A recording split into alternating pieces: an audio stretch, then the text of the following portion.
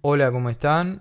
Vamos a seguir viendo el tema de los actos administrativos. En esta oportunidad vamos a ver los caracteres y lo que refiere a su ilegitimidad o legitimidad y a su validez o invalidez.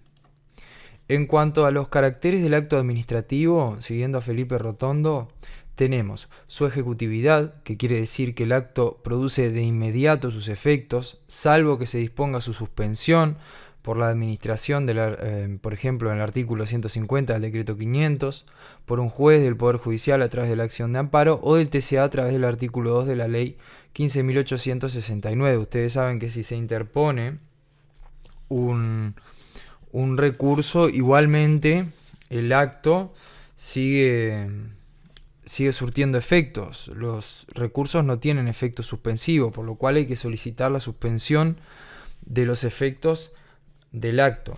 Sí, por ejemplo, existen algunas excepciones que pueden remitirse a la lectura del manual, en las cuales se, se suspende la eficacia del acto, pero hay una lista taxativa de algunas excepciones legales.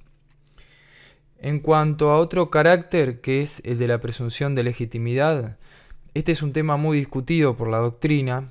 En principio, Rotondo nos dice que en Uruguay no existe previsión legal y que esta presunción de legitimidad es una presunción relativa, que cae cuando el administrado logra probar que la administración actuó de manera ilegítima.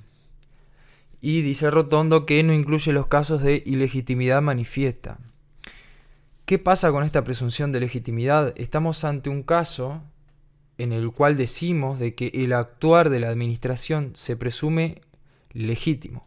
Esto ha provocado varias posiciones en la doctrina, no hay una voz unánime, sino que tenemos autores como Durán Martínez o Aramberri que dicen que, por ejemplo, una presunción como la de este tipo, una presunción simple, necesita una ley que la establezca, que en nuestro derecho, en nuestro ordenamiento jurídico no hay una presunción de legitimidad de los actos administrativos, y entre otros argumentos en que lo que se consagra es una presunción de ilegitimidad. Por ejemplo, cuando se interpreta el silencio de la administración como una denegatoria ficta, lo que habilita al administrado a ir a la instancia anulatoria. Por lo tanto, todo parecería ir por el camino de que se presumen ilegítimos los actos de la administración. Por su parte, Ricino, otro administrativista, dice que en realidad sí está consagrada esta presunción de legitimidad y se refiere al artículo 351 del CPC, que actualmente está derogado por el CGP, pero que sigue rigiendo para el Tribunal de lo Contencioso Administrativo. Ustedes saben que el Tribunal de lo Contencioso Administrativo se rige por el CPC, el antiguo Código de Procedimiento Civil. Bueno, este autor se basa en la disposición que le da plena fe a los documentos públicos, por lo que dice que, resumiendo, estaría consagrada ahí la presunción de legitimidad. Como todos los instrumentos públicos, o sea, todos los instrumentos que son emanados del Estado se consideran, hacen plena fe, se consideran auténticos, de acá derivaría la presunción de legitimidad. Es un tema harto discutible y que pueden encontrar en la bibliografía indicada. En cuanto a la ejecutoriedad, es otro de los caracteres de los actos administrativos. Esto quiere decir que la administración tiene la facultad de hacer valer el acto por sus propios medios, o en caso de que no pueda aplicar una coerción directa sobre personas o bienes, mediante la intervención judicial. También existen algunas excepciones a este principio de que se requiere una intervención judicial. Están enumerados por Rotondo. Por nombrar uno, por ejemplo, la Ley Orgánica de Salud Pública 9202 dice que en caso de epidemias o de seria amenaza, lo que ha pasado ahora, por ejemplo, de invasión de enfermedades infectocontagiosas, el ministerio respectivo adoptará las medidas conducentes a mantener indemne el país o disminuir los estragos de la infección. En estos casos, el Poder Ejecutivo dispondrá la intervención de la fuerza pública para garantir el fiel cumplimiento de las medidas. En el ordinal 2 dice que también determinará, cuando fuere necesario, por intermedio de sus oficinas técnicas, el aislamiento y detención de las personas que por sus condiciones de salud pudieran constituir un peligro colectivo. Después tenemos otras excepciones más, las cuales, en pos de la brevedad, no las vamos a nombrar. Después tenemos como otro carácter el de la estabilidad. Los actos administrativos que no son de ejecución instantánea, lógicamente, sino los que, por ejemplo, un reglamento, tienen vocación de permanencia y durabilidad en el tiempo, lo que no son de aplicación particular, sino que son abstractos. Tienen vocación de permanencia y durabilidad en el tiempo. Alguna doctrina se ha confundido o lo ha confundido con la cosa juzgada, pero Rotondo dice que esto no es así, ya que no hay una cosa juzgada administrativa, ya que el acto no adquiere esa calidad de inimpugnable, irrevocable, sino que puede ser anulado y revocado en vía administrativa. En cuanto a otro carácter, tenemos la impugnabilidad. Como dijimos recién, todo acto administrativo puede ser impugnado en vía administrativa mediante los recursos del 317 de la Constitución y en la vía jurisdiccional anulatoria según el 309 de la Constitución, salvo algunas excepciones. Acá otro asunto discutible también, el cual son los actos de gobierno. Si en principio la presunción de legitimidad de la administración es un tema discutible, ya que se considera que le da un poder a la administración que ya de por sí está en una situación más favorable que el administrado, entonces con los actos de gobierno más aún, ya que según el principio de juridicidad y de tutela efectiva jurisdiccional, la administración tiene que poder ser controlada. Los actos de la administración tienen que ser pasibles de anulación. Bueno, resulta que hay algunos actos que, como son los actos de gobierno, por ejemplo, que el artículo 26, numeral 1 del decreto orgánico del TCA, 15.224, dice que materialmente existen unos actos que son de gobierno y que no son pasibles de la acción anulatoria. Esto también tiene una historia de trasfondo, viene del derecho francés y no, en pos de la brevedad también las vamos a saltear ahora, pero es un tema discutible muy interesante. En principio, la doctrina del acto de gobierno está consagrada en nuestro derecho positivo y es recogida también por los tribunales. Bueno, pasamos ahora a la irretroactividad. Mencionamos que, en principio, los actos administrativos son irretroactivos. Vamos a cambiar acá. Son irretroactivos. Tenemos algunas excepciones. Por ejemplo, reglamento subordinado a una ley. Saben que existen reglamentos autónomos, que son los que se dictan por sí mismos, y otros que se dictan para desarrollar una ley. Bueno, el reglamento subordinado, cuya ley es retroactiva, también va a ser retroactiva. Y se puede establecer para el reglamento autónomo, fundadamente, y la retroactividad. Si para no causar un mal mayor, digamos, es necesaria esa retroactividad. Y en cuanto a las resoluciones, se admite su retroactividad o se podría admitir siempre y cuando esa retroactividad favoreciera al administrado. Bueno, vamos ahora al tema de la irregularidad del acto o de la ilegitimidad o la invalidez, como decíamos al comienzo. Como ustedes ven, si el acto carece de algún presupuesto o tiene algún vicio de sus elementos, entonces contradice una regla de derecho y es ilegítimo, nos dice Rotondo. Cajarvilla dice lo siguiente, dice que si la ilegitimidad consiste en una afectación a la eficacia formal del acto, o sea, a sus efectos, este es inválido. Si la sanción no afecta a su eficacia formal, este acto será ilegítimo, pero es válido. Esto se relaciona con el principio de trascendencia. hay que estar a la trascendencia del vicio para saber si produce nulidad o no. También se trata de conservar o se relaciona con otros principios que ya hemos visto.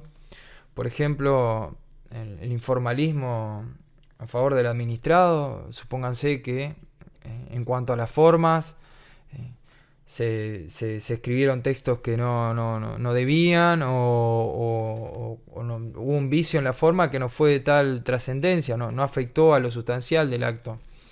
Bueno, entonces en ese caso hay un vicio de forma, o sea, hubo un error, un procedimiento, se escribieron cosas que no iban, partes que no iban, pero como eso no afectó en sí a lo sustancial, a la esencia del acto, entonces va a ser ilegítimo porque no se cumplió con la forma, pero, explicado así groseramente, va a ser válido, no va a ser nulo.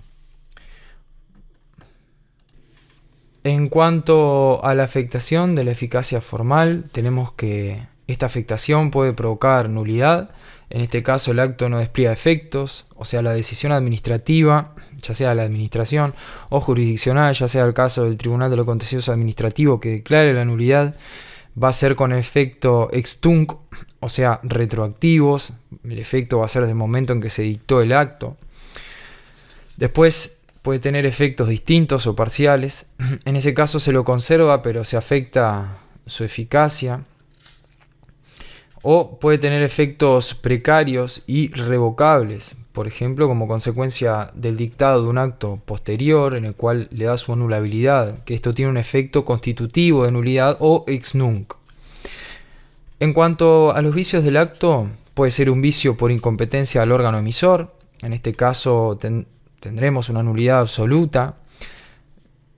Puede depender también de una situación en que el órgano actuó en base a una delegación irregular. Ahí se podría subsanar, estaríamos enfrente a lo que Rotondo llama una nulidad relativa. Si estamos ante la inexistencia de motivos, si recuerdan, uno de los elementos que vimos del acto administrativo era el motivo, o sea, el hecho en el que se basaba la administración para aplicar el acto administrativo, para aplicar, digamos, todo lo siguiente, para fundar el acto administrativo. Ahí estamos ante una nulidad absoluta. Después, si estamos ante defectos en las formalidades, hay que estar a la entidad del vicio y si esto puede cumplir con el fin, otra vez el principio de trascendencia que aplicábamos al principio. Después, si estamos ante un defecto en la forma, también lo que decíamos recién, hay que ver estar a la trascendencia del vicio para ver si afecta a la eficacia formal, si se lo puede conservar. Y si estamos frente a la falta de motivación, esto genera nulidad, ya que es un vicio sobre la forma y el fondo. Aunque hay situaciones en que se han admitido fórmulas generales de motivación. Por ejemplo, un caso ante el TCA en el cual el Poder Judicial, en una situación complicada, trasladó a una jueza y dijo que era por razones de servicio, sin, digamos, motivarlo suficientemente. Se lo entendió igual de que ese tipo de motivación era correcta. Y bueno, esto ha ido oscilando en los tribunales. Y si estamos ante una desviación de poder, por ejemplo, esta existe cuando el fin querido es distinto al fin debido. Esto genera una nulidad absoluta. O sea, lo que tenía que hacer según la norma atributiva de competencia era X cosa y la administración hizo otra cosa. Ahí hay una desviación de poder. Después tenemos el abuso de poder, siguiendo a Cajarville, dice que es cuando se toman medidas adecuadas pero desproporcionadas al motivo o cuantitativamente inidóneas. Esto hay que estar según el principio de razonabilidad, o sea, razonablemente las medidas fueron cuantitativamente excesivas, inidóneas, desproporcionadas. Por ejemplo, cuando se aplicó una sanción mucho más severa de lo que se debería.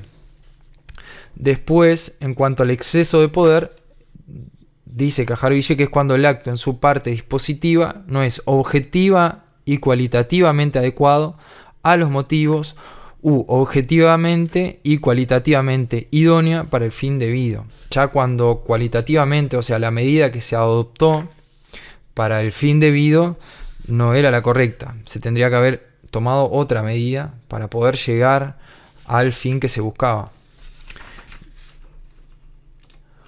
Por último, vamos a hablar de la convalidación de los actos administrativos. Estos actos administrativos se pueden convalidar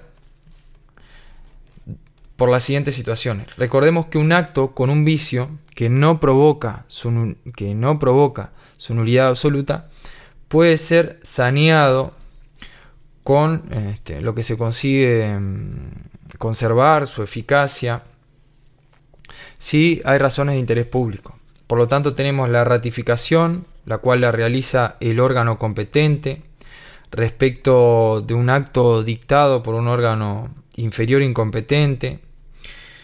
Los efectos, como dijimos recién, son ex tunc retroactivos.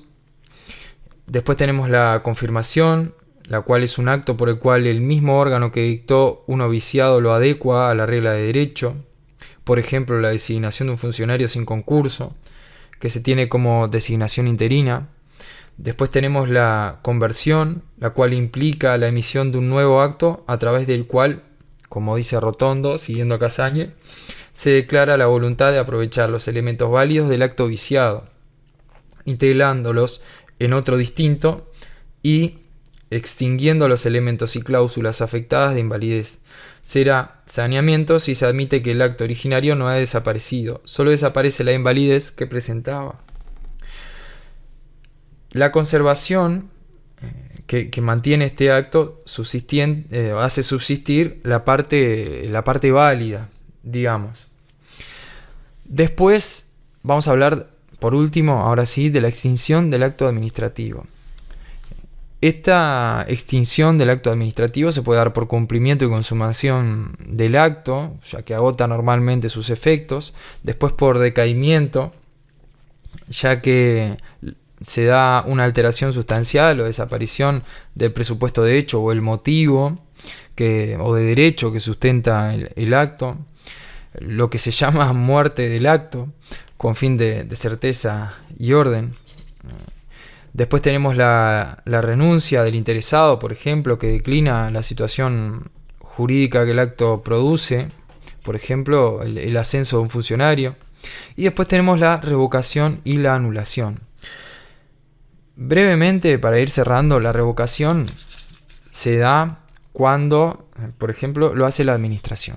La administración debe revocar un acto, dejando todo el debate doctrinario, ¿no? La revocación, que es interesante para leer, ¿no? Que la revocación lo hace la administración por razones de mérito o de juridicidad. En cambio, la anulación la hace el órgano jurisdiccional y solo por razones de legitimidad. O sea que se hace en una instancia jurisdiccional anulatoria. Bueno, respecto a esto tenemos muchas discusiones doctrinarias, pero que, para no hacer más extenso el video, las podemos dejar para otro video aparte. Así que esto fue todo.